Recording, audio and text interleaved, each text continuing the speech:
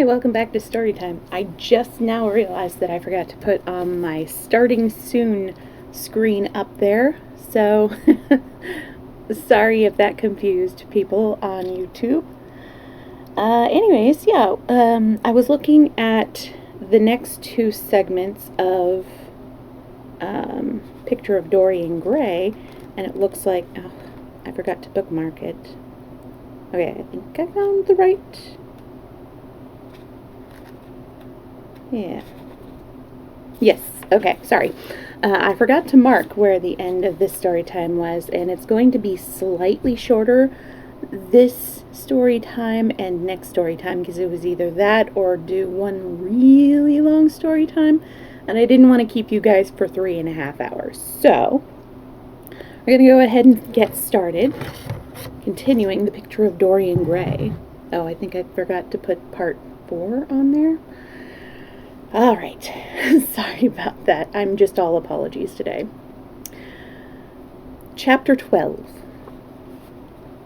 It was on the 9th of November, the eve of his own 38th birthday, as he often remembered afterwards. He was walking home about 11 o'clock from Lord Henry's where he had been dining, and was wrapped up in heavy furs, as the night was cold and foggy. At the corner of Grosvenor Square and South Audley Street, a man passed him in the mist, walking very fast and with the collar of his grey ulster turned up. He had a bag in his hand. Dorian recognized him. It was Basil Hallward.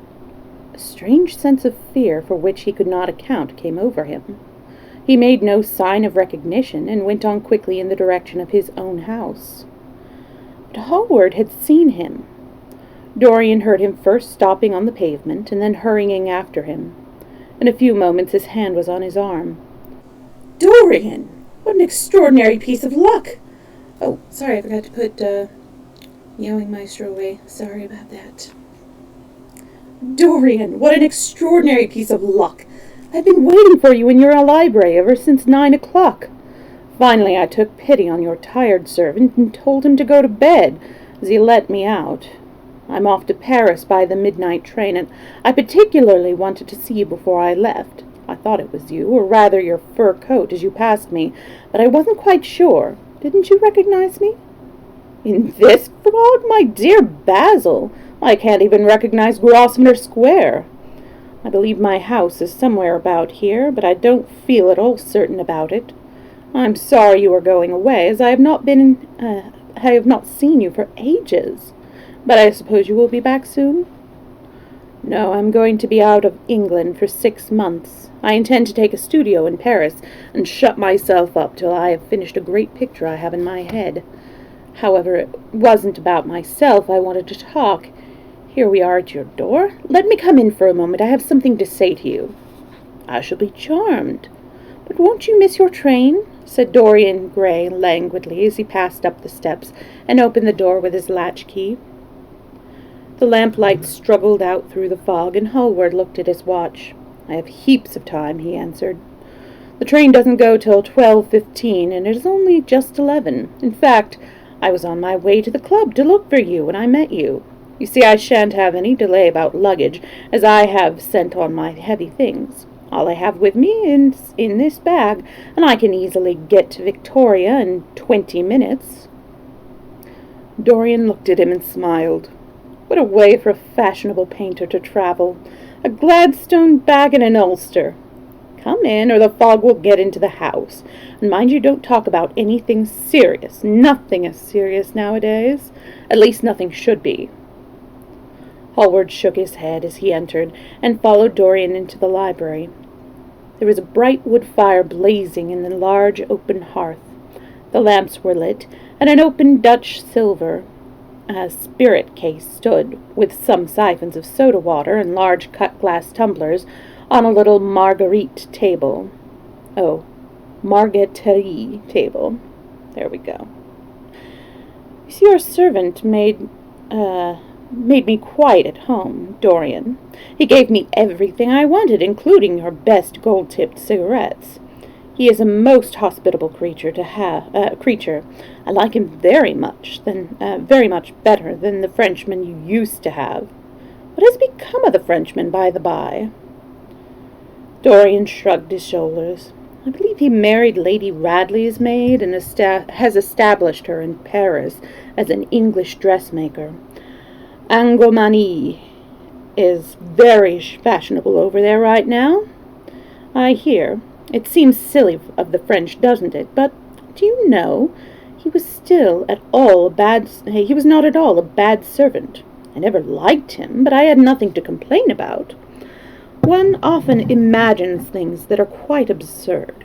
He was really very devoted to me, and seemed quite sorry when he went away. Have another brandy and soda. Or would you like hock and seltzer?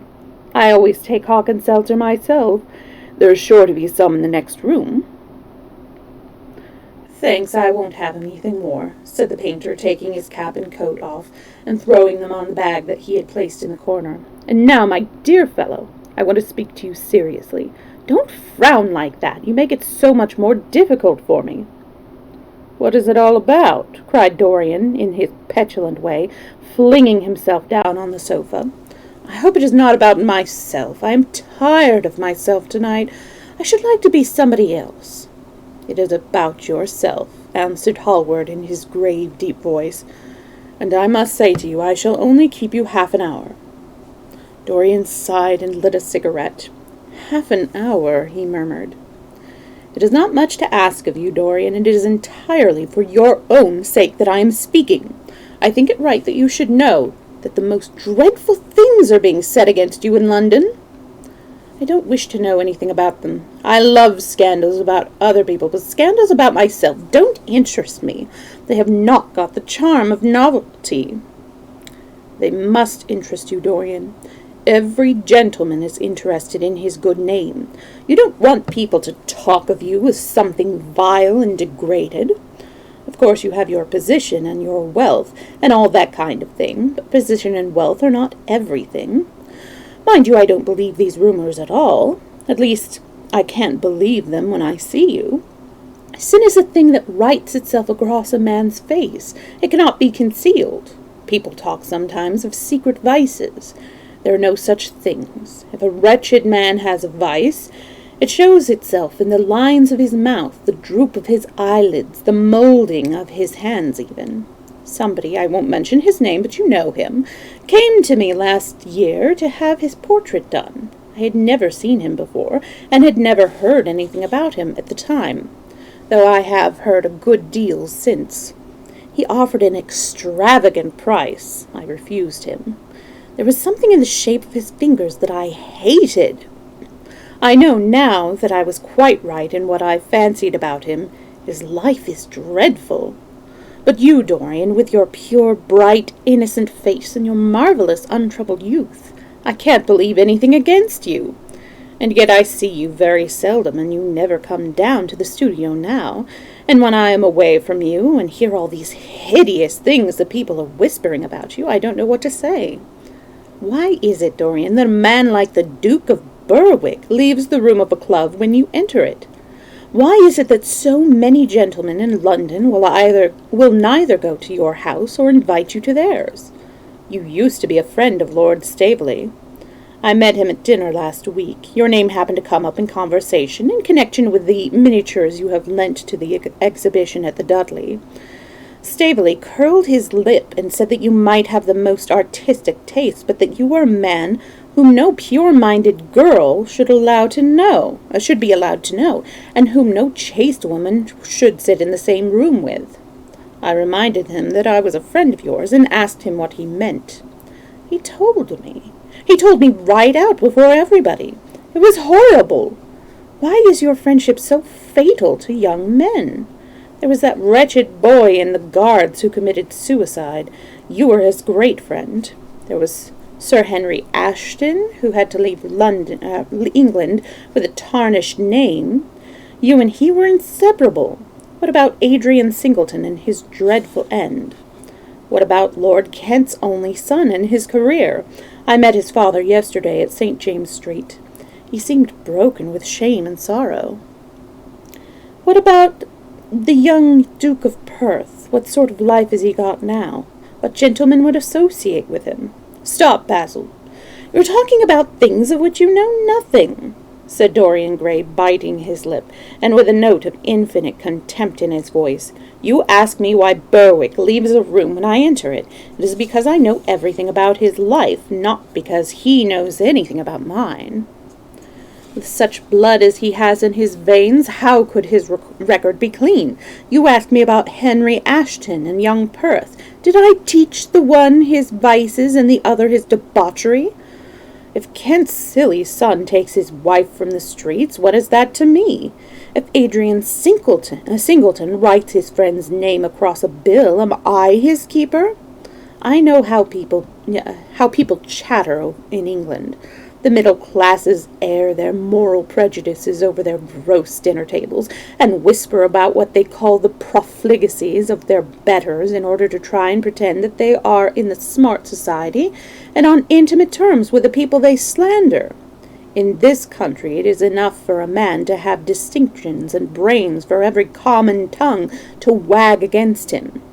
And what sort of lives do these people who pose as being moral lead themselves? My dear fellow, you forget that we are in the native land of the hypocrite. Dorian, cried Hallward, that is not the question. England is bad enough, I know, and English society is all wrong. That is the reason I want you to be fine. You have not been fine. One has a right to judge of a man by the effect he has over his friends. Yours seems to lose all sense of honor or goodness or purity. You have filled them with a madness for pleasure. They have gone down into the depths. You led them there. Yes, you led them there, and yet you can smile as you are smiling now, and there is worse behind.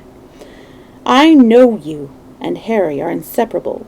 Surely for that reason, and for none other, you should not have made his sister's name a byword. Take care, Basil, you go too far. I must speak, and you must listen. You shall listen. When you met Lady Gwendolen, not a breath of scandal had ever touched her.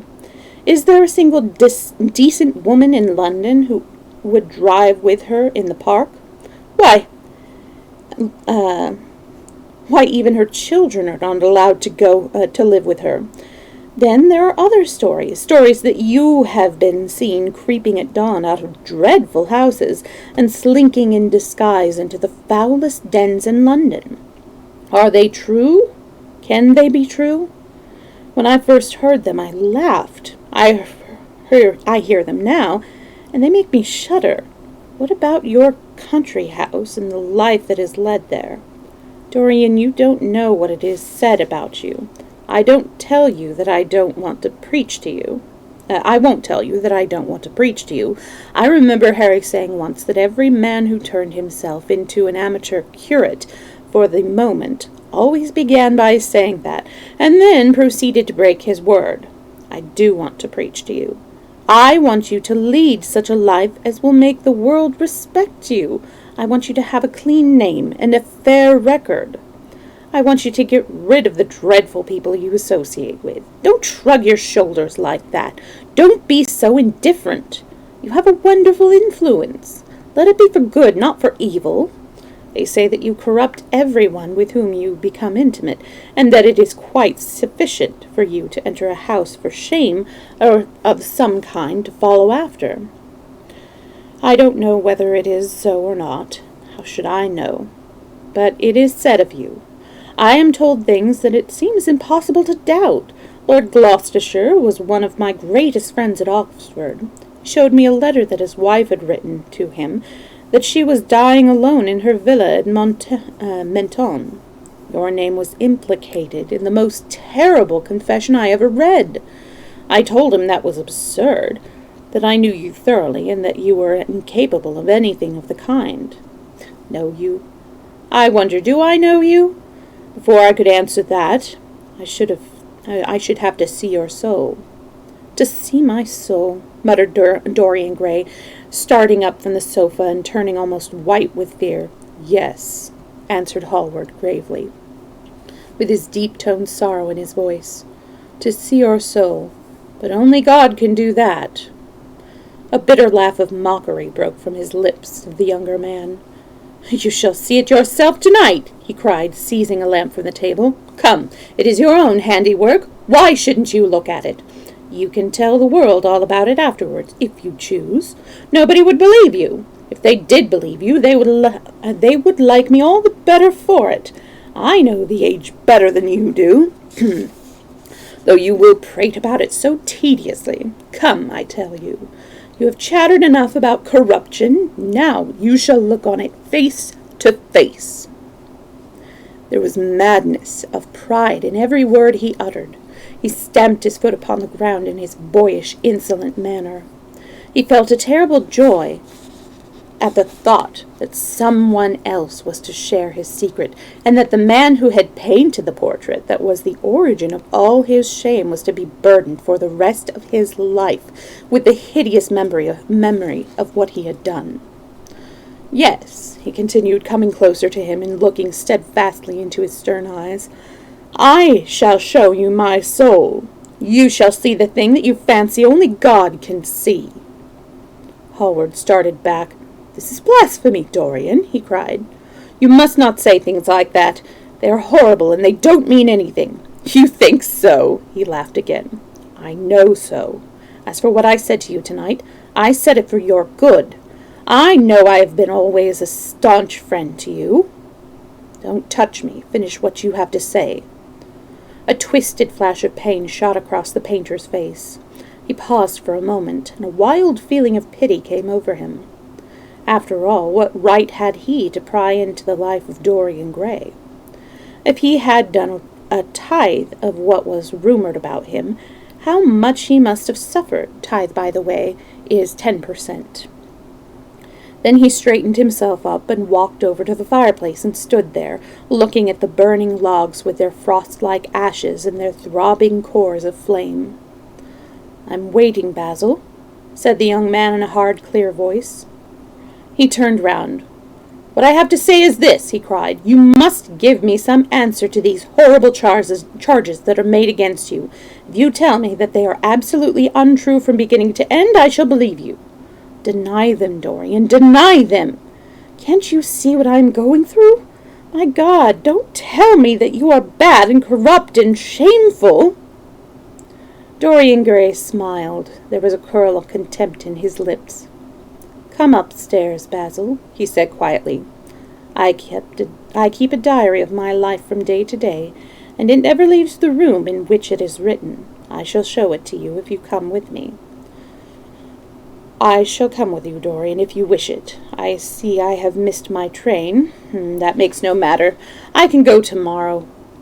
But don't ask me to read anything tonight. All I want is a plain answer to my question. That shall be given to you upstairs. I could not give it here. You will not have to read long. Hey, Maestro. Hi, Corral. Good to see you. How was your day? Just really quickly going to get Meowing Maestro back up here. I hope you slept well. Oh, yeah. Have you been up a long time then? I hope you were able to sleep some.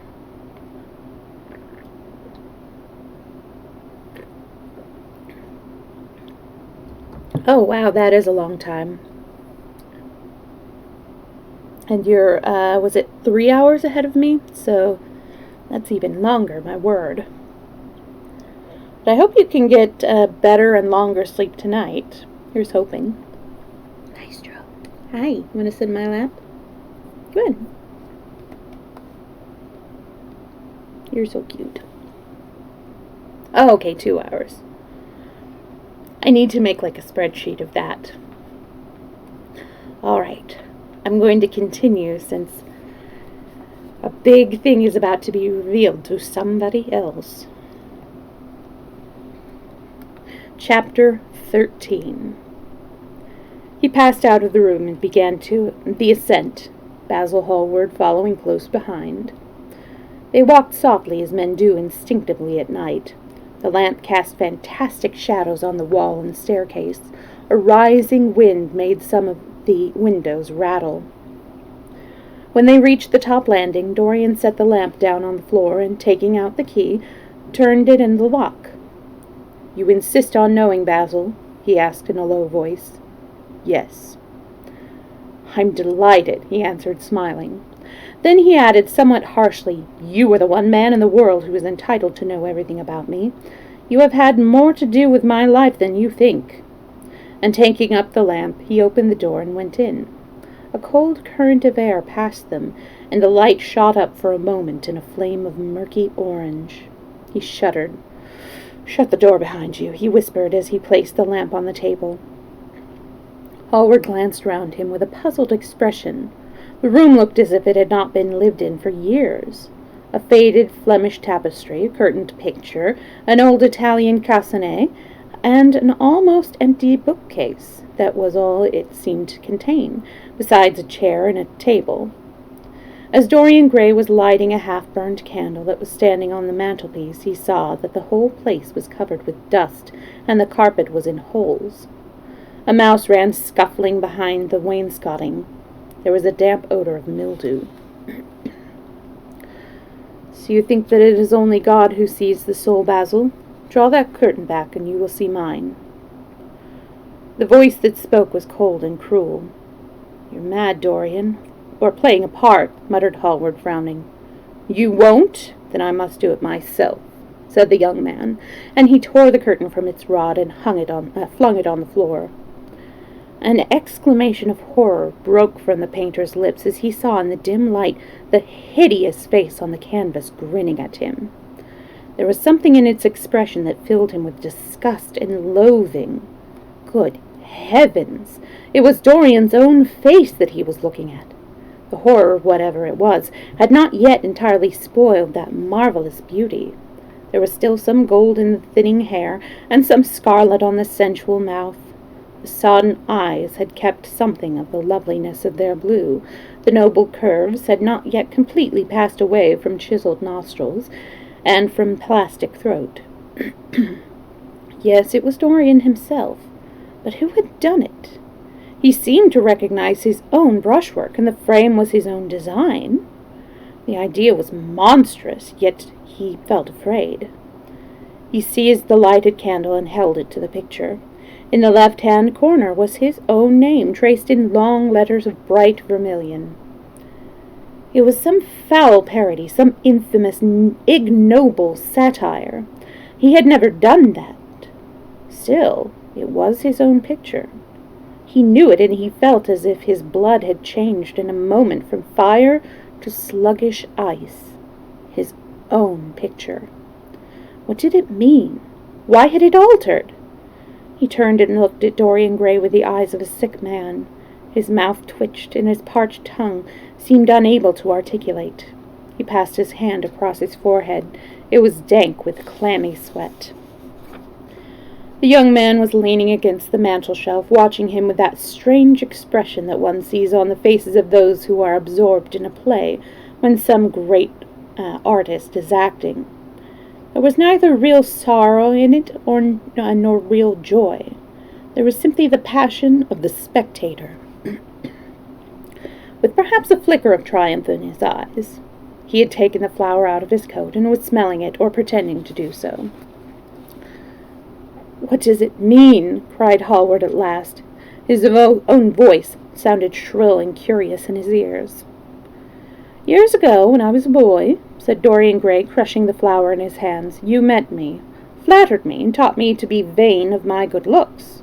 One day you introduced me to a friend of yours, who explained to me the wonder of youth, and you finished a portrait of me that revealed to me the wonder of beauty.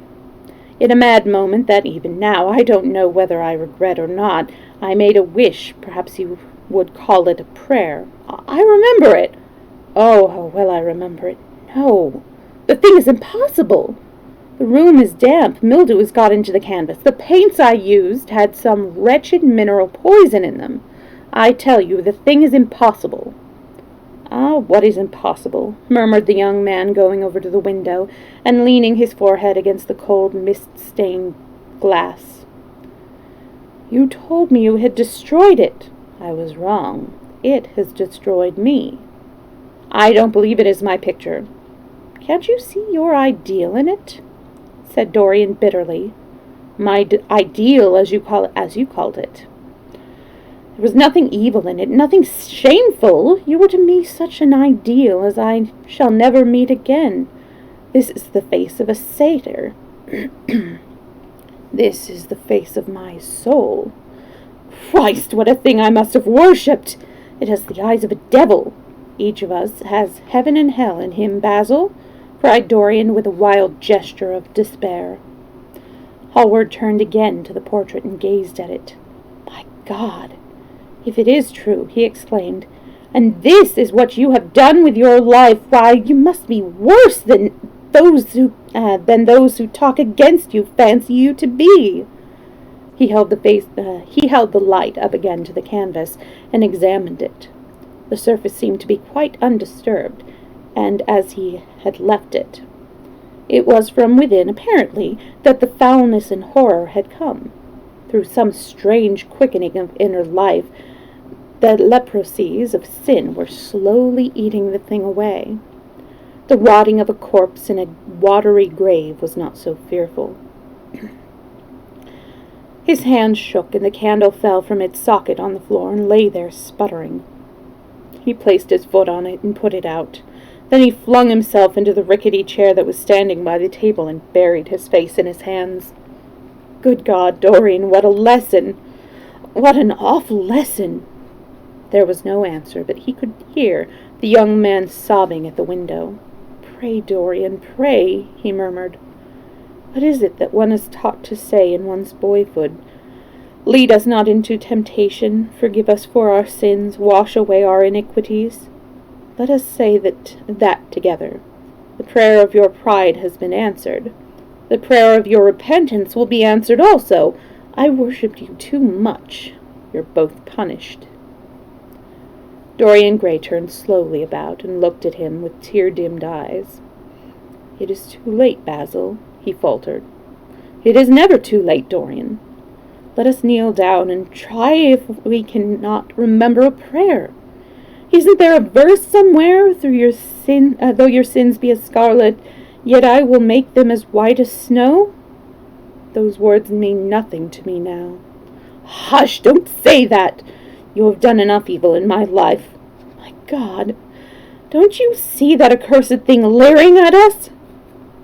Dorian Gray glanced at the picture, and suddenly an uncontrollable feeling of hatred for Basil Hallward came over him, as though it had been suggested to him by the image on the canvas, whispering into his ear by those grinning lips.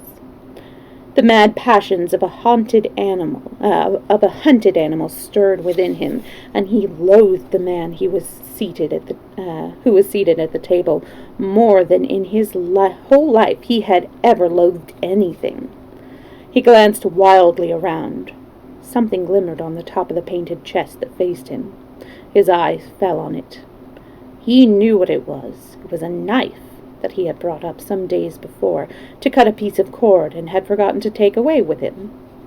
He moved slowly towards it, passing Hallward as he did so. As soon as he got behind him, he seized it and turned round. Hallward stirred in his chair as if he was going to rise.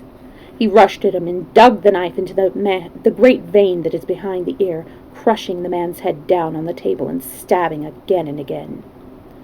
There was a stifled groan and the horrible sound of someone choking with blood.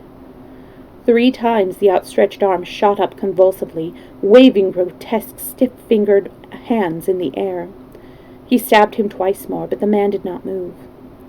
Something began to trickle on the floor. He waited for a moment, still pressing the head down. Then he threw the knife on the table and listened. He could hear nothing but the drip, drip on the threadbare carpet. He opened the door and went out on the landing. The house was absolutely quiet. No one was about. For a few seconds he stood bending over the balustrade and peering down into the black, seething well of darkness. Then he took out the key and returned to the room, locking himself in as he did so. The thing was still seated in the chair, straining over the table with bowed head and humped back and long, fantastic arms. Had it not been for the red jagged tear in the neck and the clotted black pool that was slowly widening on the table, one would have said that the man was simply asleep. How quickly it had all been done. He felt strangely calm and walked over to the window, opened it, and stepped out on the balcony. The wind had blown the fog away, and the sky was like a monstrous peacock's tail, starred with myriads of golden eyes. He looked down and saw the policeman going his rounds and flashing the long beam of his lantern on the doors of the silent houses. The crimson spot of a prowling hansom gleamed at the corner and then vanished. A woman in a flattering shawl was creeping slowly by the railings, staggering as she went. Now and then she stopped and peered back. Once she began to sing in a hoarse voice.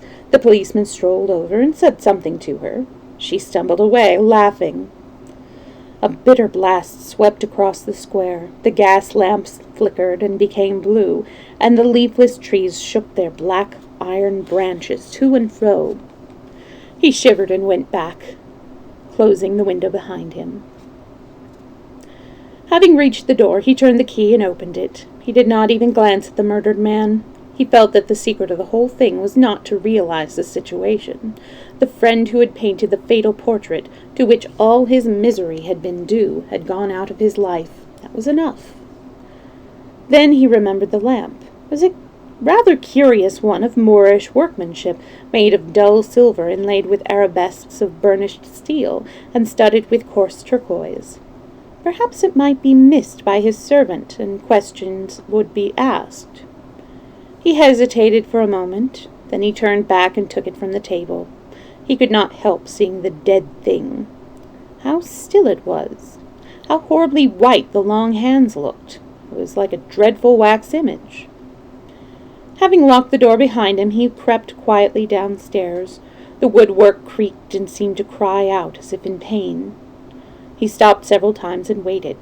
No, everything was still. It was merely the sound of his own footsteps. When he reached the library, he saw the bag and coat in the corner. They must be hidden away somewhere.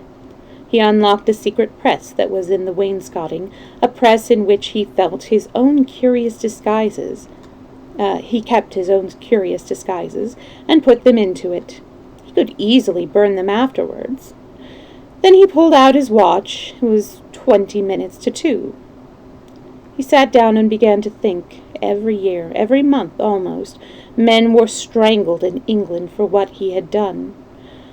There had been a madness of murder in the air. Some red star had come too close to the earth, and yet what evidence was there against him? Basil Hallward had left the house at 11. No one had seen him come in again. Most of the servants were at Selby Royal. His valet had gone to bed. Paris. Yes, it was to Paris that Basil had gone, and by the midnight train, as he had intended. With his curious reserved habits, it would be months before any suspicions would be roused. Months. Everything could be destroyed long before then. A sudden thought struck him. He put on his fur coat and hat and went out into the hall. Then he paused, hearing the slow, heavy tread of the policeman on the pavement outside, and seeing the flash of the bull's-eye reflected in the window. He waited and held his breath. After a few moments he drew back the latch and slipped out, shutting the door very gently behind him. Then he began ringing the bell. In about 5 minutes his valet appeared, half-dressed and looking very drowsy. "I am sorry to have had to wake you up, Francis," he said, stepping in, "but I had forgotten my latchkey. What time is it?" 10 minutes to 2, sir," answered the man, looking at the clock and blinking. 10 minutes past 2? How horribly late. You must wake me at 9 tomorrow. I have some work to do. All right, sir. Did anyone call this evening? Mr. Hallward, sir. He stayed here till 11, and then he went away to catch his train. Oh, I'm sorry I didn't see him. Did he leave any message? No, sir, except that he would write to you from Paris, if he did not find you at the club. That will do, Francis. Don't forget to call me at 9 tomorrow. No, sir. The man shambled down the passage in his slippers. Dorian Gray threw his hat and coat upon the table and passed into the library. For a quarter of an hour he walked up and down the room, biting his lip and thinking. Then he took down the blue book from one of the shelves and began to turn over the leaves. Alan Campbell, 152 Hertford Street, Mayfair. Yes, that was the man he wanted. Well, that certainly took a much darker tone, that chapter did. And very suddenly, too.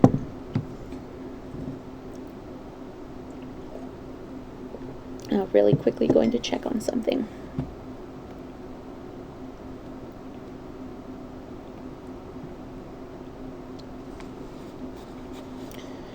Chapter 14. At 9 o'clock the next morning, his servant came in with a cup of chocolate on a tray and opened the shutters. Dorian was sleeping quite peacefully, lying on his right side, with one hand underneath his cheek. He looked like a boy who had been tired out with play or study.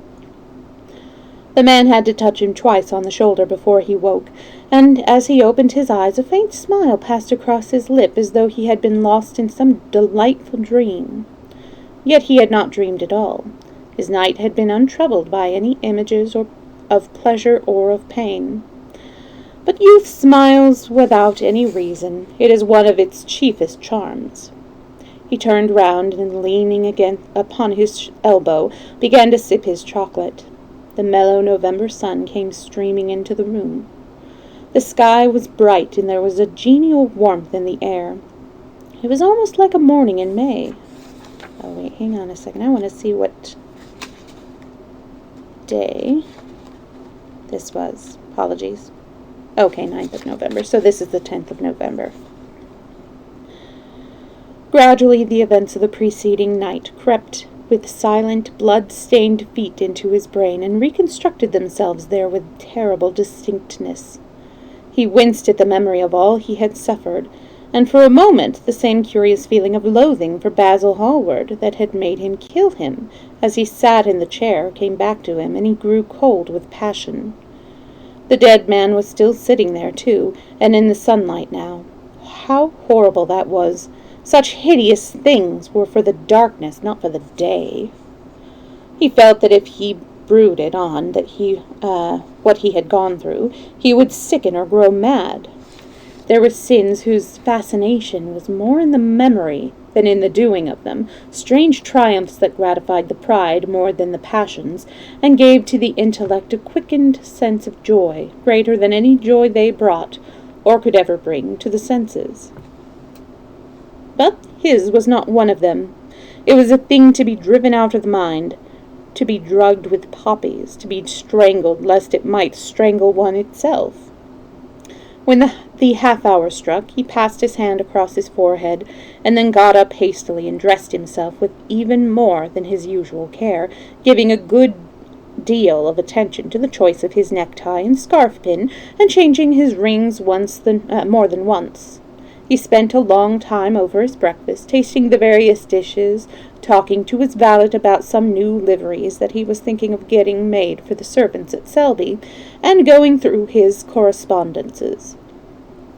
At some of the letters, he smiled. 3 of them bored him. One he read several times over, and then tore up with a slight look of annoyance in his face. Oh, that awful thing, a woman's memory, as Lord Henry had once said. After he had drunk his cup of black coffee, he wiped his lips slowly with a napkin, mentioned to his servant to wait, and going over to the table, sat down and wrote 2 letters. One he put in his pocket, the other he handed to the valet. "Take this round to 152 Hertford Street, Francis, and if Mr. Campbell is out of town, get his address."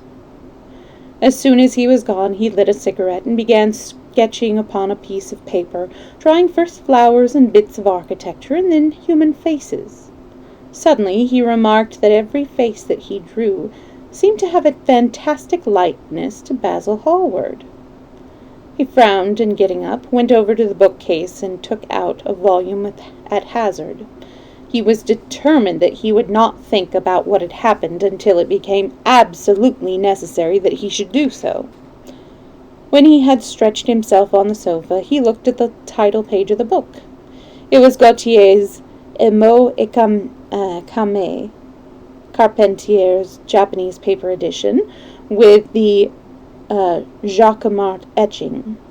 The binding was of citron green leather, with a design of gilt trellis work and dotted pomegranates. It had been given to him by Adrian Singleton. As he turned over the pages, his eye fell on the poem about the hand of Lacenaire, the cold yellow hands, du supplice encore mal lavé, with its downy red hairs and its doigts de faune. I don't know what faune is, but doigt, I think, is right? I don't know. He glanced at his own white, tapered fingers. Okay, maybe it is fingers. He glanced at his own white, tapered fingers, shuddering slightly in spite of himself, and passed on till he came to his those lovely stanzas upon Venice. Sur une gamme chromatique, le ciel de pâle ruisselant, le Vénus de l'Adriatique, sort de l'eau son corps rose et blanc. Les dômes sur l'azur ont des ondes, suivant la phrase au pour contour. Son flanc comme des grosses rondelles que de soulever un soupir d'amour. L'esquif aborde et me dépose, jetant sur Amar, au pilier, devant une façade rose, sur le marbre d'un escalier. How exquisite they were, but not as I read them, because that was horrible. I apologize. How exquisite they were. As one read them, one seemed to be floating down the green waterways of the pink and pearl city, seated in a black gondola with silver prow and trailing curtains. The mere lines looked to him like those straight lines of turquoise blue that followed one as one pushes out to the Lido. The sudden flashes of color reminded him of the gleam of the opal and iris-throated birds that fluttered round the tall honeycombed campanile, or stalk, with such stately grace through the dim, dust-stained arcades. Leaning back with half-closed eyes, he kept saying over and over to himself, devant une façade rose, sur le marbre d'un escalier. The whole of Venice was in those two lines. He remembered the autumn that he had passed there, and a wonderful love that had stirred him to mad, delightful follies. There was romance in every place, but Venice, like Oxford, had kept the background for romance, and in the true romantic, background was everything, or almost everything. Basil had been with him part of the time, and had gone wild over Tintoret. Poor Basil! What a horrible way for a man to die! He sighed and took up the volume again, and tried to forget. He read of the swallows that fly in and out of the little cafe at Smyrna, where the Hajis sit counting their amber beads, and the turbaned merchants smoke their long tasseled pipes and talk gravely to each other. He read of the obelisk in the Place de la Concorde, that weep tears of granite in its lonely, sunless exile, and longs to be back by the hot, lotus-covered Nile, where there were sphinxes and rose-red ibises, and white vultures with gilded claws, and crocodiles with small barrel eyes that crawled over the green, steaming mud. He began to brood over those verses which, drawing music from kiss-stained marble, tell of that curious state that Gautier compared to a contralto voice, the monstre charmant that crouches in the porphyry room of the Louvre. and after a time the book fell from his hand. He grew nervous, and a horrible fit of terror came over him. What if Alan Campman should be out of England?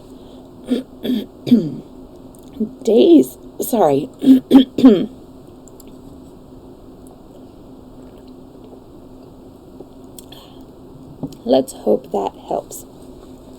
What if Alan Campbell should be out of England? Days would elapse before he could come back. Perhaps he might refuse to come. What could he do then? Every moment was of vital importance. They had been great friends once, 5 years before, almost inseparable indeed. Then the intimacy had come suddenly to an end. When they met in society now, it was only Dorian Gray who smiled. Alan Campbell never did. He was an extremely clever young man, though he had no real appreciation of the visible arts, and whatever little sense of the beauty of poetry he possessed, he had gained entirely from Dorian. His dominant intellectual passion was for science. At Cambridge he had spent a great deal of time looking in the laboratory, and had taken a good class in the natural sciences, tripos, of his year. Indeed, he was still devoted to the study of chemistry, and had a laboratory of his own, in which he used to shut himself up all day long, greatly to the annoyance of his mother, who had set her heart on his standing for Parliament, and had a vague idea that a chemist was a person who made up prescriptions. He was an excellent musician, however, as well, and he played both the violin and the piano better than most amateurs. In fact, it was music that had first brought him and Dorian Gray together. Music and that indefinable attraction that Dorian seemed to be able to exercise whenever he wished. And indeed, exercised often without being conscious of it. They had met at Lady Berkshire's the night that Rubinstein played there, and after that used to be always seen together at the opera and wherever good music was going on. For 18 months their intimacy lasted. Campbell was always either at Selby Royal or in Grosvenor Square. To him, as to many others, Dorian Gray was the type of everything that is wonderful and fascinating in life. Whether or not a quarrel had taken place between them, no one ever knew. But suddenly people remarked that they scarcely spoke when they met, and that Campbell seemed always to go away early from any party in which Dorian Gray was present. He had changed, too, was strangely melancholy at times, appeared almost to dislike hearing music, and would never himself play, giving as his excuse that he was called upon, that he was so absorbed in science that he had no time left in which to practice, and this was certainly true. Every day he seemed to become more interested in biology, and his name appeared once or twice in some of the scientific reviews in connection with certain curious experiments. This was the man Dorian Gray was waiting for. Every second he kept glancing at the clock. As the minutes went by, he became horribly agitated. At last he got up and began to pace up and down the room, looking like a beautiful caged thing. He took long, stealthy strides. His hands were curiously cold. The suspense became unbearable. Time seemed to him to be crawling with feet of lead, while he, by monstrous winds, was being swept towards the jagged edge of some black cleft of precipice. He knew what was waiting for him there. He saw it, indeed, and shuddering, crushed with dank hands, his burning lids, as though he would have robbed the very brain of sight and driven the eyeballs back into their cave. It was useless. The brain had its own food in which it battened, and the imagination, made grotesque by terror, twisted and distorted as a living thing by pain, danced like some foul puppet on a stand, and grinned through moving masks. Then, suddenly, time stopped for him. Yes, that blind, slow-breathing thing crawled no more, and horrible thoughts, time being dead, raced nimbly on in front, and dragged a hideous future from its grave, and showed it to him. He stared at it, Its very horror made him stone. At last the door opened and his servant entered. He turned glazed eyes upon him. "Mr. Campbell, sir," said the man. A sigh of relief broke from his parched lips, and the color came back into his cheeks. "Ask him to come in at once, Francis." He felt that he was himself again. His mood of cowardice had passed away. The man bowed and retired. In a few moments, Alan Campman walked in, looking very stern and rather pale, his pallor being intensified by his coal-black hair and dark eyebrows. "Alan, this is kind of you. I thank you for coming." "I had intended never to enter your house again, Gray, but you said it was a matter of life and death." His voice was hard and cold. He spoke with slow deliberation. There was a look of contempt in the steady, searching gaze that had turned on Dorian. He kept his hands in his pockets of his astrakhan coat, and seemed not to have noticed the gesture with which he had been greeted. "Yes, it is a matter of life and death, Alan, and to more than one person. Sit down." Campbell took a chair by the table, and Dorian sat opposite to him. The two men's eyes met. In Dorian's there was infinite pity. He knew that what he was going to do was dreadful.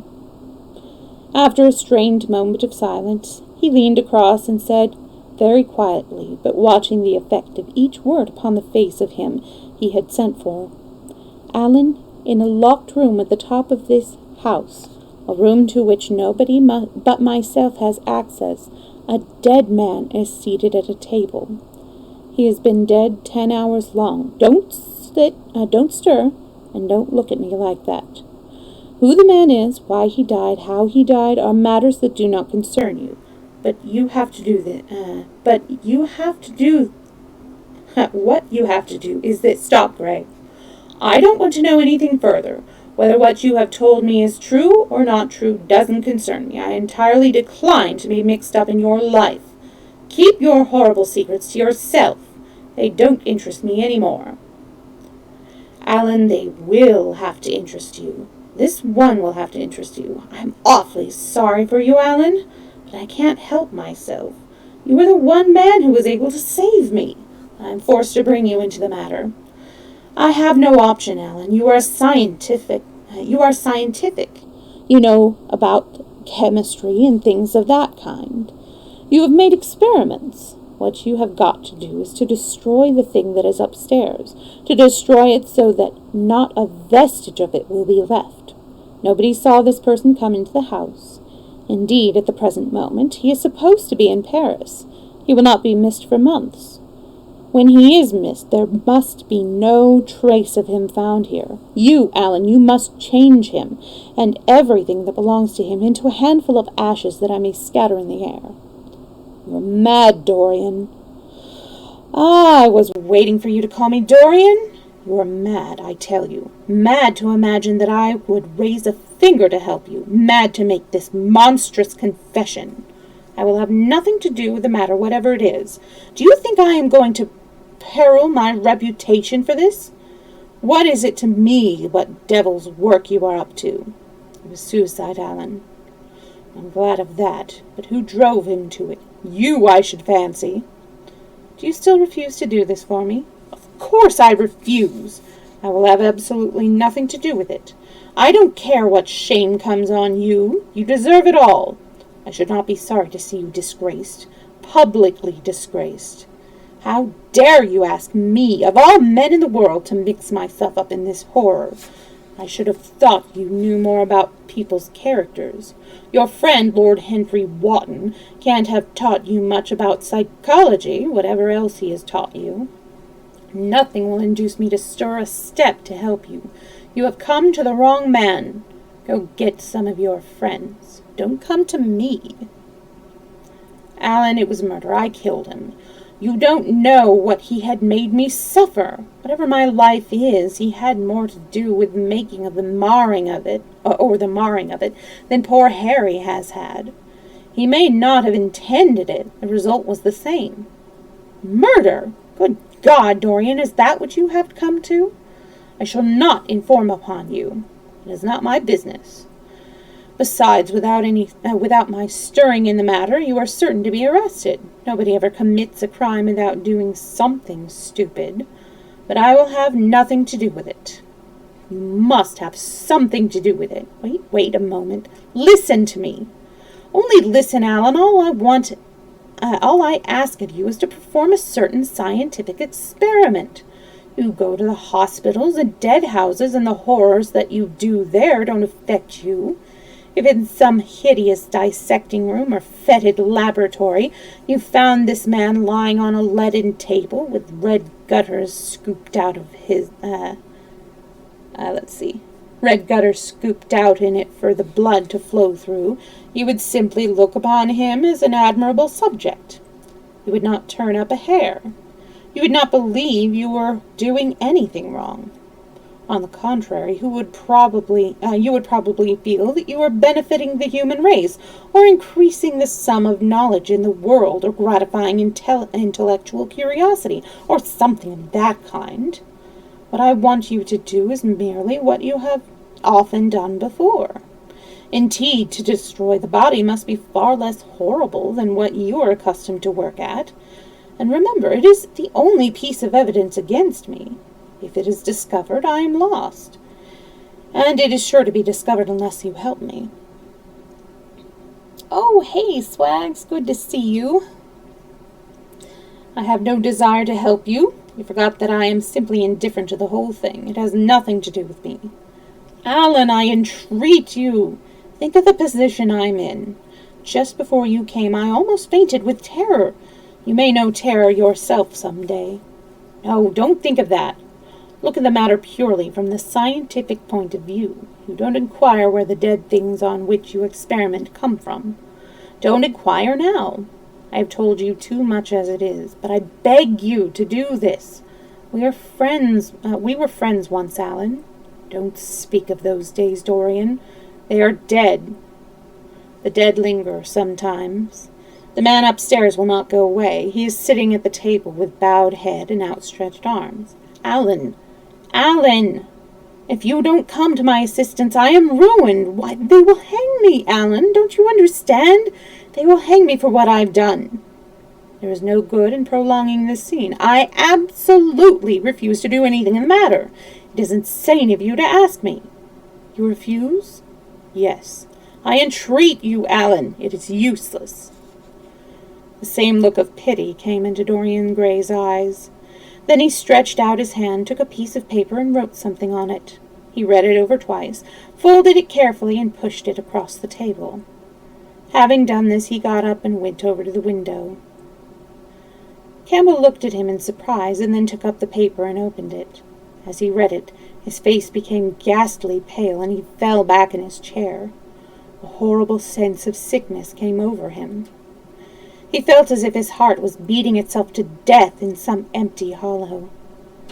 After 2 or 3 minutes of terrible silence, Dorian turned round and came and stood behind him, putting his hand upon his shoulder. "I am so sorry for you, Alan," he murmured, "but you leave me no alternative. I have a letter written already. Here it is. You see the address. If you don't help me, I must send it. If you don't help me, I will send it. You know what the result will be, but you are going to help me. It is impossible for you to refuse me now. I tried to spare you. You will do me the justice to admit that. You were stern, harsh, offensive. You treated me as no man has ever dared to treat me. No living man, at any rate. I bore it all. Now it is for me to dictate terms." Campbell buried his face in his hands, and a shudder passed through him. "Yes, it is my turn to dictate terms, Alan. You know what they are. The thing is quite simple. Come, don't work yourself into a fever. The thing has to be done. Face it, and do it." A groan broke from Campbell's lips, and he shivered all over. The ticking of the clock on the mantelpiece seemed to him to be dividing time into separate atoms of agony, each of which was too terrible to be borne. He felt as if an iron ring was being slowly tightened round his forehead, as if the disgrace with which he was threatened had already come upon him. The hand upon his shoulder weighed like a hand of lead. It was intolerable. It seemed to crush him. "Come, Alan, you must decide at once." "I cannot do it," he said mechanically, as though words could alter things. "You must! You have no choice. Don't delay." He hesitated a moment. "Is there a fire in the room upstairs?" "Yes, there is a gas fire with asbestos." "Oof, that's bad."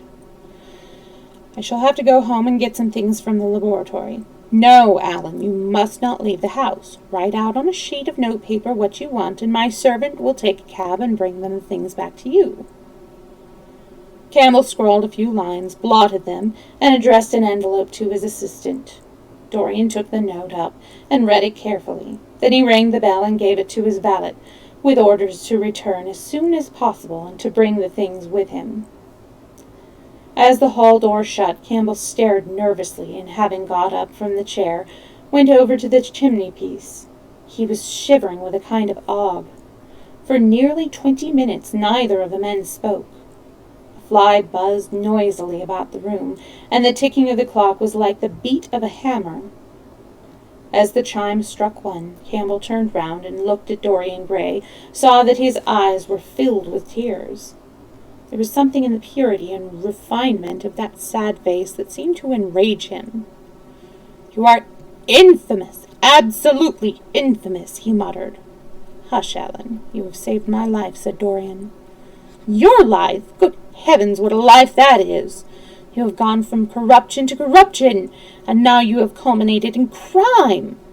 In doing what I am going to do, what you force me to do, it is not of your life that I am thinking." "Oh, Alan," murmured Dorian with a sigh, "I wish you had a 1,000th part of the pity for me that I have for you." He turned away and spoke, and stood looking out at the garden. As he spoke, and stood looking out at the garden, Campbell made no answer. After about 10 minutes a knock came to the door, and the servant entered, carrying a large mahogany chest of chemicals, with a long coil of steel and platinum wire, and 2 rather curiously shaped iron clamps. "Shall I leave the things here, sir?" he asked Campbell. "Yes," said Dorian, "and I am afraid, Francis, that I have another errand for you. What is the name of the man at Richmond who supplies Selby with orchids?" "Harden, sir." "Yes, Harden. You must go down to Richmond at once, see Harden personally, and tell him to send twice as many orchids as I ordered, and to have as few white ones as possible. In fact, I don't want any white ones. It is a lovely day, Francis, and Richmond is a very pretty place. Otherwise I wouldn't bother you about it." "No trouble, sir. At what time shall I be back?" Dorian looked at Campbell. "How long will your experiment take, Alan?" he said in a calm, indifferent voice. The presence of a third person in the room seemed to give him extraordinary courage. Campbell frowned and bit his lip. "It will take about 5 hours," he answered. "It will be time enough, then, if you are back at 7:30, Francis. Or stay, just leave my things out for dressing. You can have the evening to yourself. I am not dining at home, so I shall not want you." "Thank you, sir," said the man, leaving the room. "Now, Alan, there's not a moment to be lost. How heavy this chest is! I'll take it for you. You bring the other things." He spoke rapidly in an authoritative manner. Campbell felt dominated by him. They left the room together. When they reached the top landing, Dorian took out the key and turned it in the lock. Then he stopped, and a troubled look came into his eyes. He shuddered. "I don't think I can go in, Alan," he murmured. "It is nothing to me. I don't require you," said Campbell coldly. Dorian half opened the door. As he did so, he saw the face of his portrait leering in the sunlight. On the floor in front of it, the torn curtain was lying. He remembered that the night before he had forgotten, for the first time in his life, to hide the fatal canvas, and was about to rush forward, when he drew back with a shudder. What was that loathsome red dew that gleamed wet and glistening on one of the hands, as though the canvas had sweated blood? How horrible it was! How horrible it seemed to him for the moment! Then the silent thing that he knew was stretched across the table, the thing whose grotesque misshapen shadow on the spotted carpet showed him that it had not stirred, but was still there as he had left it. He heaved a deep breath, opened the door a little wider, and with half-closed eyes and averted head walked quickly in, determined that he would not look even once upon the dead man. Then he stooped down, and taking up the gold and purple hanging, he flung it right over the picture. There he stopped, feeling afraid to turn round, and his eyes fixed themselves on the intricacies of the pattern before him. He heard Campbell bringing up the heavy chest, and the irons and the other things that he had required for his dreadful work.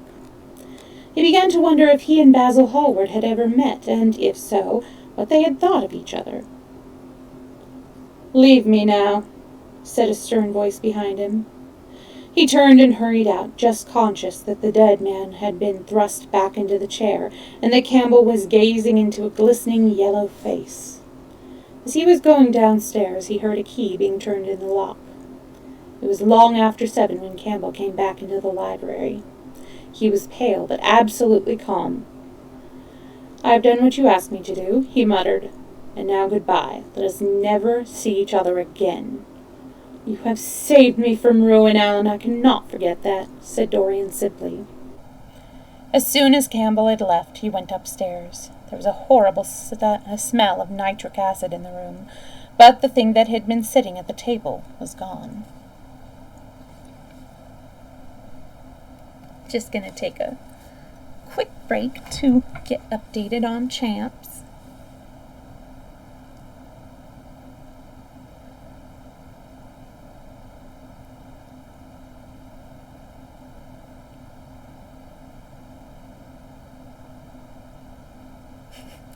I wish I could work from home too. Sadly, my profession does not allow it.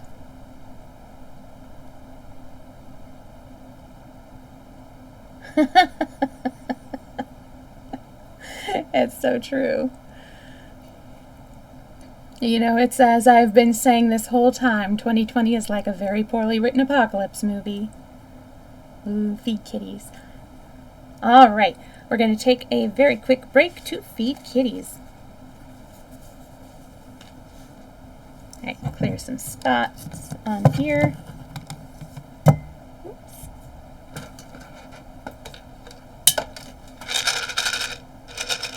Kitties. Maestro Snockings, come on. Hey, Pants. Where's Snockings? Snockings! Buffle, where are you? I'm gonna go find her for really quick. I have to find Snockings first. You both get treats at the same time. Hi. I'll be right back. I gotta find Snockings.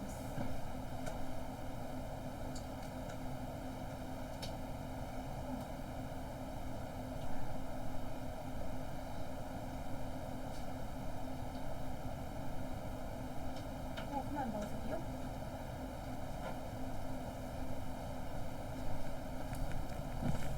All right. Maestro. Yeah, there we go.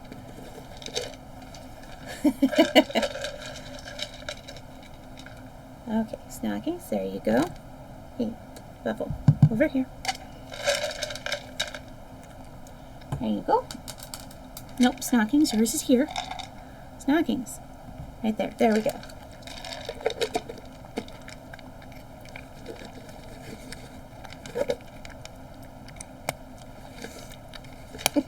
This is from Corral. Did you get it all? I think you did. There you go.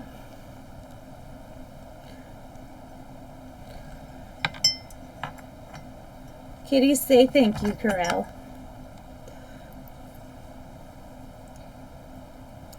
Well, you know, it's only a matter of time that we do have zombies. All right. So let us go ahead and continue.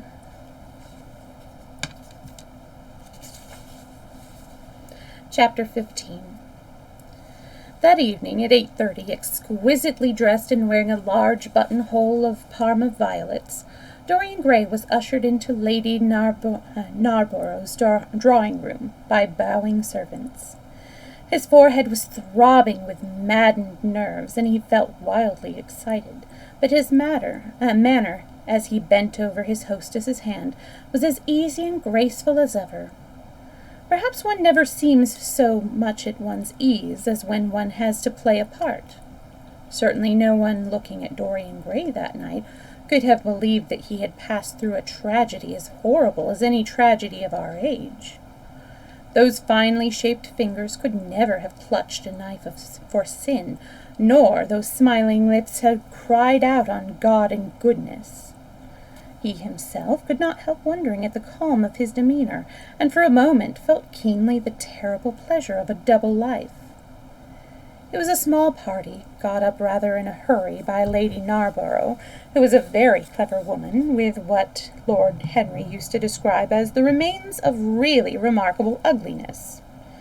She had proved an excellent wife to one of our most tedious ambassadors, and having buried her husband properly in a marble mausoleum, which she had herself designed, and married off her daughters to some rich, rather elderly men, she devoted herself now to the pleasure of French fiction, French cookery, and French esprit when she could get it. Dorian was one of her especial favorites, and she always told him that she was extremely glad she had not met him in early life. "I know, my dear, I should have fallen madly in love with you," she used to say. "Oh, yes, hydrate, I shall."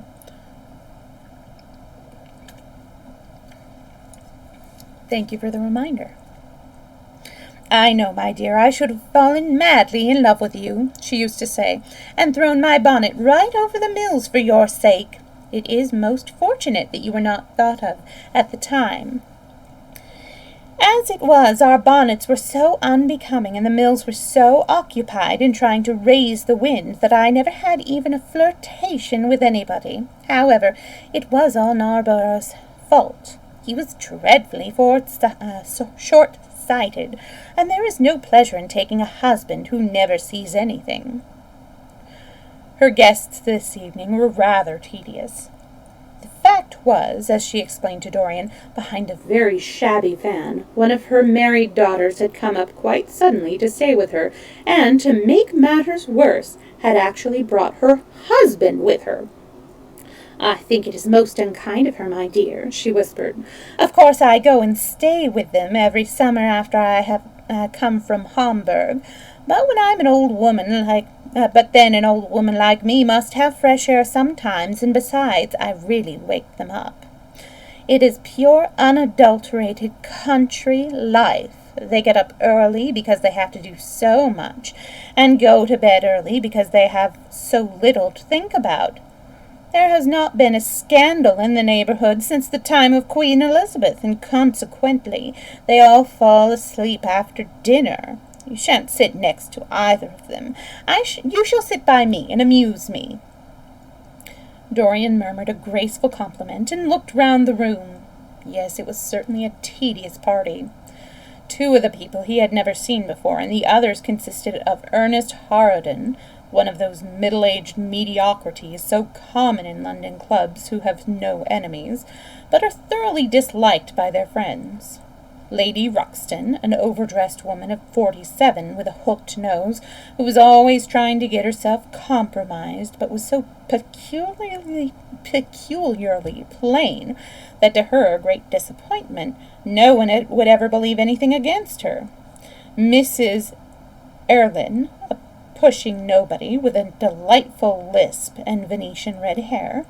Lady Alice Chapman, his hostess's daughter, a dowdy, dull girl, with one of those characteristic British faces that, once seen, are never remembered, and her husband, a red-cheeked, white-whiskered creature who, like so many of his class, was under the impression that inordinate joviality could atone for an entire lack of ideas.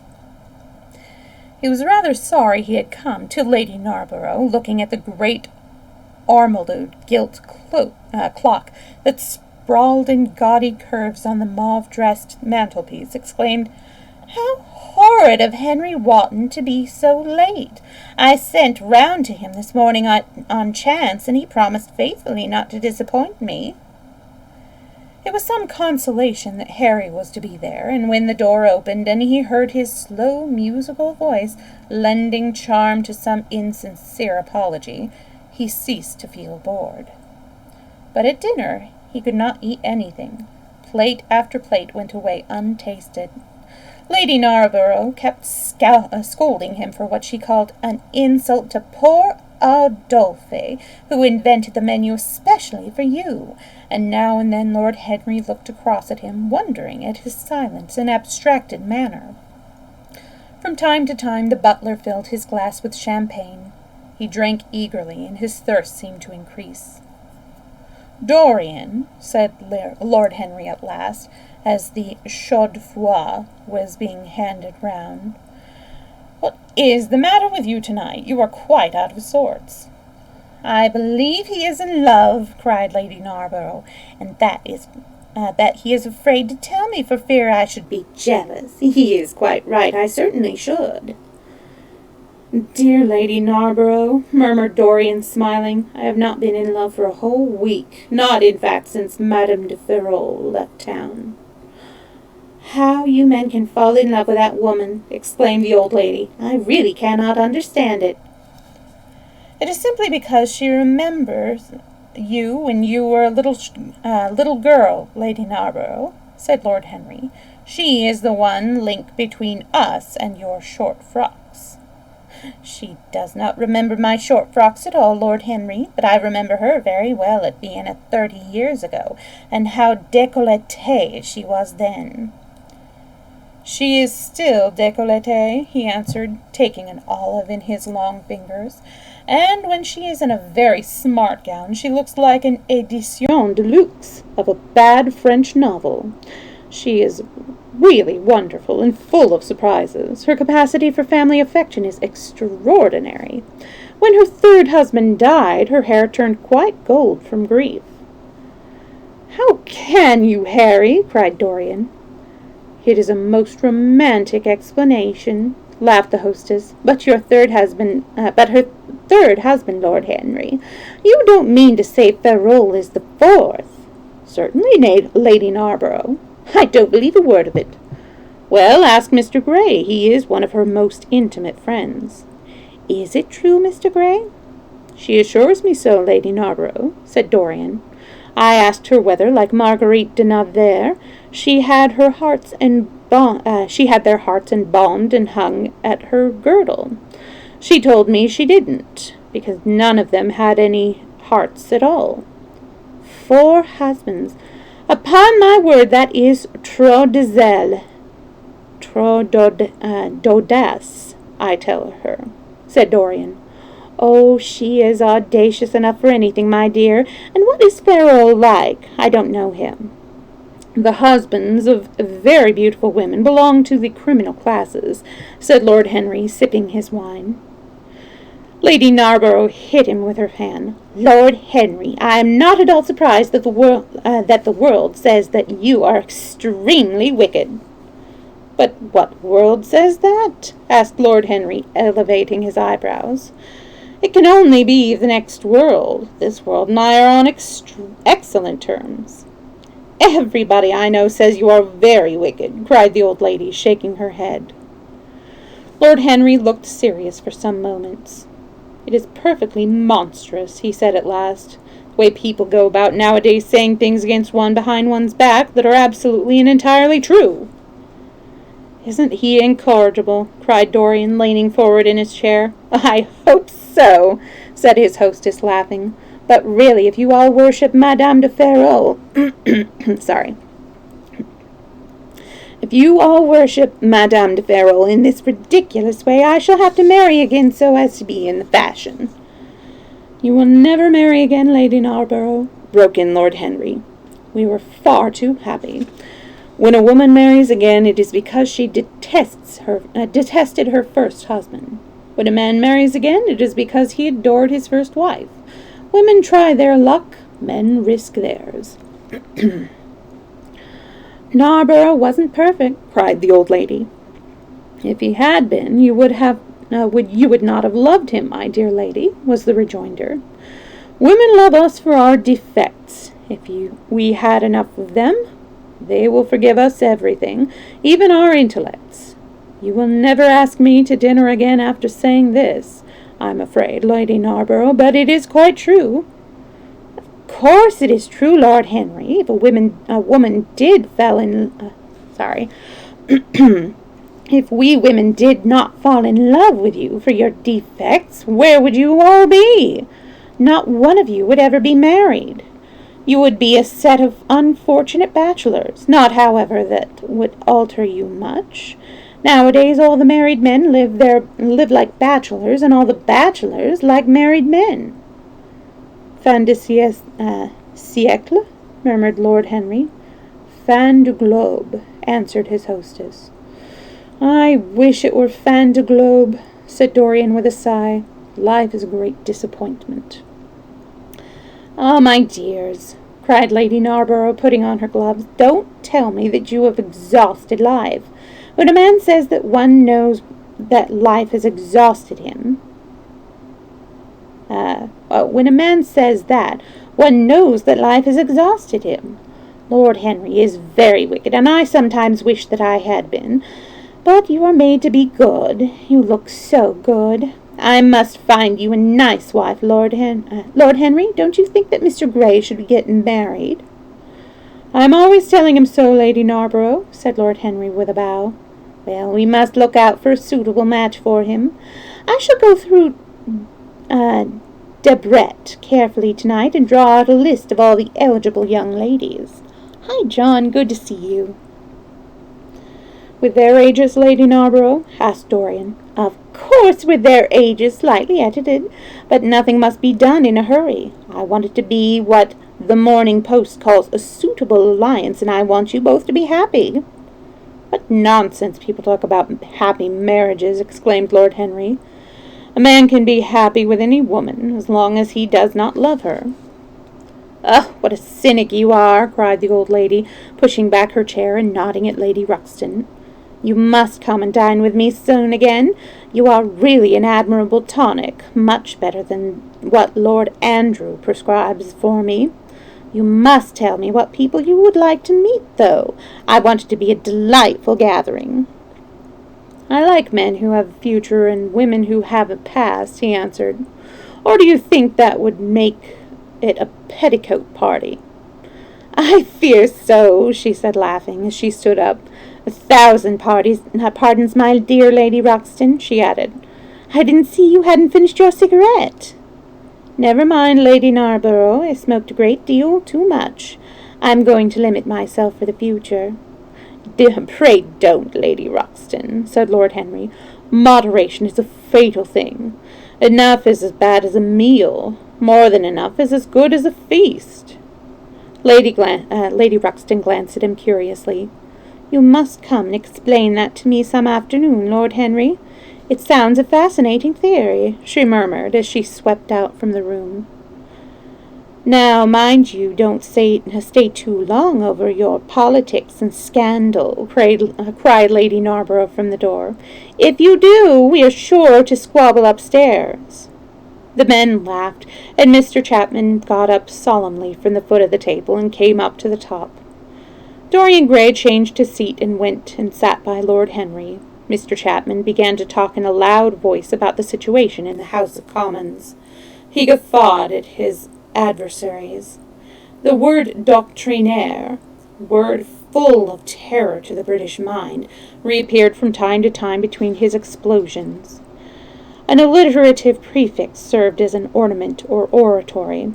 He hoisted a Union Jack on the pinnacles of thought. The inherited stupidity of the race, sound English common sense, he jovially termed it, was shown to be the proper bulwark for society. A smile curved Lord Henry's lips, and he turned round and looked at Dorian. "Are you better, my dear fellow?" he asked. "You seemed rather out of sorts at dinner." "I'm quite well, Harry. I'm tired, that's all." "You're were charming last night. The little Duchess is quite devoted to you. She tells me she is going down to Selby. She has promised to come on the 20th. Is Monmouth to be there too? Oh, yes, Harry. She bores me dreadfully, almost as much as he bores her. She is really clever, too clever for a woman. She lacks the indefinable charm of weakness. It is the feet of clay that make the gold of the image precious. Her feet were very pretty, but they were not feet of clay, white porcelain feet if you like. They have been through the fire, and what fire does not destroy, it hardens. She has had experiences. How long has she been married? Asked Dorian. An eternity, she tells me. I believe, according to the peerage, it is 10 years, but 10 years with Monmouth must have been like eternity, with time thrown in. Who else is coming? Oh, the Willoughbys, Lord Rugby and his wife, our hostess, Geoffrey Clouston, the usual set. I have asked Lord Groutrain. I like him, said Lord Henry. A great many people don't, but I find him charming.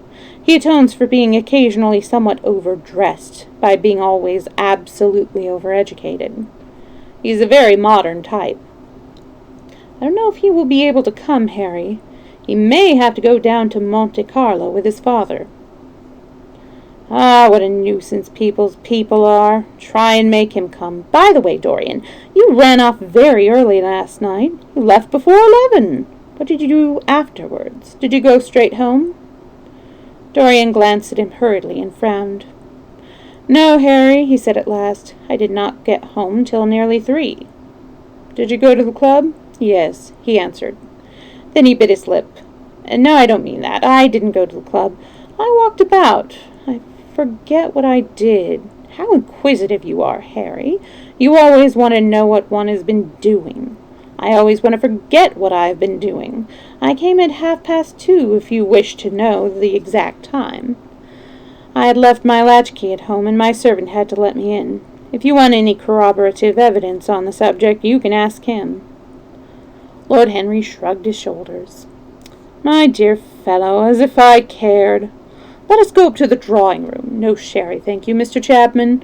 Something has happened to you, Dorian. Tell me what it is. You are not yourself tonight. Don't remind me, Harry. I'm irritable and out of temper. I shall come round and see you tomorrow or next day. Make my excuses to Lady Narborough. I shan't go upstairs. I shall go home. I must go home. All right, Dorian. I dare say I shall see you tomorrow at tea-time. The Duchess is coming. I will try to be there, Harry, he said, leaving the room. As he drove back to his own house, he was conscious that the sense of terror he thought had strangled had come back to him. Lord Henry's casual questioning had made him lose his nerve for the moment, and he wanted his nerve still. Things that were dangerous had to be destroyed. He winced. He hated the idea of even touching them.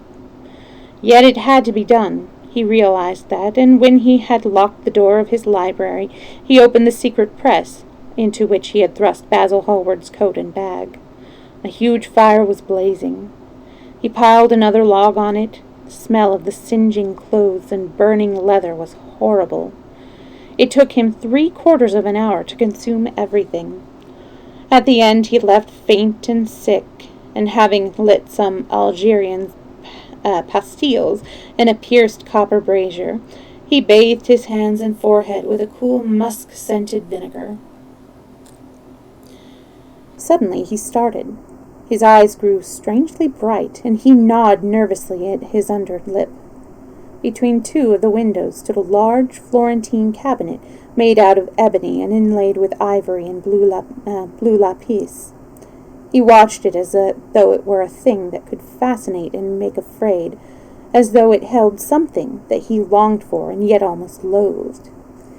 His breath quickened. A mad craving came over him. He lit a cigarette and then threw it away.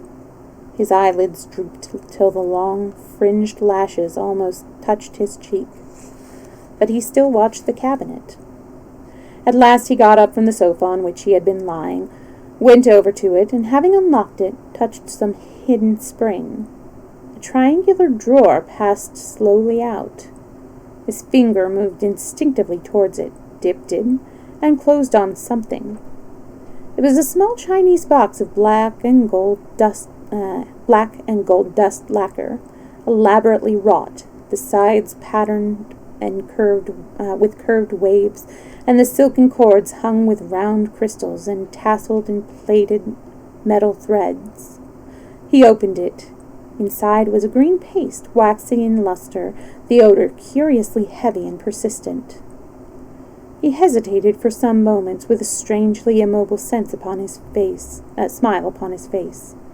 Then, shivering, though the atmosphere of the room was terribly hot, he drew himself up and glanced at the clock. It was 20 minutes to 12.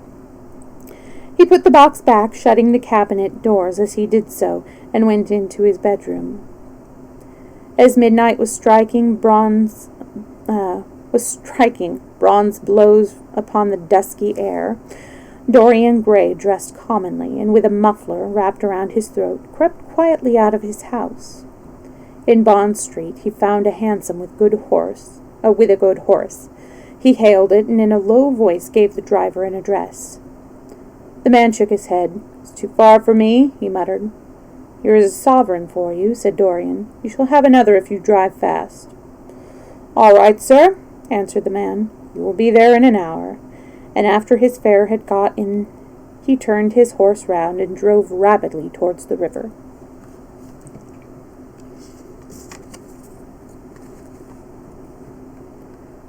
All right, so we have come to the end of this story time. It was a short one. Next Dorian Gray story time will also be probably this short, and that's going to be on Sunday. And I'm quickly going to get caught up on chat. Yeah, I know, I'm so frustrated, John. It's gotten it's gotten hot again this week, but hopefully it won't stay this way.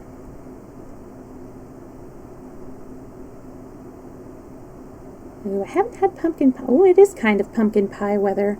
I'm kind of excited to try baking a pumpkin pie now that I know the trick about putting foil over the crust so that it doesn't burn, because every time the pumpkin part of the pie, oh, thank you, hydrating, the pumpkin custard part of the pie doesn't get well done, and then the crust around it is just burned. Yeah. Yeah, I hear you about the anything over 70s AC time. My sister and I are really trying not to turn the AC on this week because we try to do 2 months a year without AC or heater, and we try for May and October, but goodness, this October is being so hot.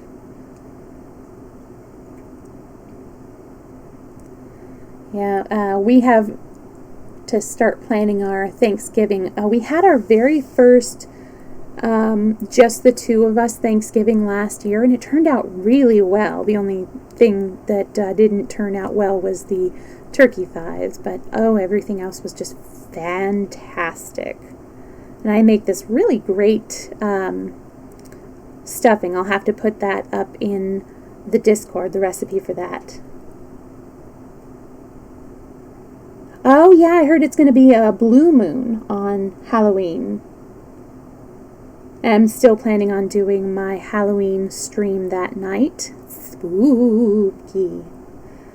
And I was also thinking of trying to do Phasmophobia, is that what it's called? That game. I have to look it up to see if it's available on Steam, because I've seen that a lot of people have been playing it lately. And I do love ghosty stuff. I don't like gore horror, but I love ghosty horror. It is fun. Yeah, I'm going to just take a really quick break, and then we'll come back with a game stream. I was thinking of doing some Terraria, and really quickly I want to see... okay, good. I don't have to restart my computer. Because it didn't... Ooh. Sorry, there's been an update on Terraria. Nice. Okay. So I'm going to end stream here for a little bit, and then I am going to take a small break, come back, and we'll do some Terraria, and I will let you know in chat when I'm back. Next story time is going to be Sunday, 2 to 4, and we will be finishing the picture of Dorian Gray. So if I don't see you at the game stream, I hope to see you at Storytime next Sunday. So I'll see you in a bit. Bye.